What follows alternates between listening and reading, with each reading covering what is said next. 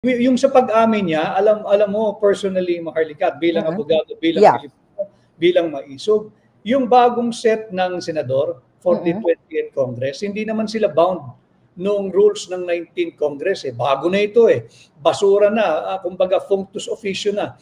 Yung 19th Congress, hindi na sila bound o saklaw. Kung ano man ang rules ng 19th Congress, 20th Congress ito Dapat yan, on its face, i-dismiss Huwag nang i-junk na, ibasura na. May pag-amin na yung impeachment complaint, unang-una hindi ito yung verified impeachment complaint required by the Constitution.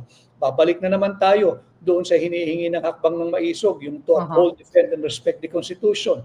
Pagkatapos niyan, inamin mismo ng campaign manager ng alyansa na si Congressman Toby Tiangco kung anong nangyari at sinabi naman niya na yung impeachment na yan, talaga namang may mga pangakong pera.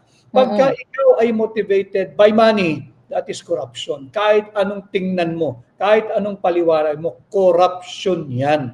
Hindi yan dahil valid yung mga isinisigaw ng pumirmang 215 originally na congressmen at dumami na. Ngayon, inaamin na mismo ng miyembro ng Kongreso na sila ay motivated by money. They were powered by money, unfortunately, money of the Filipino people.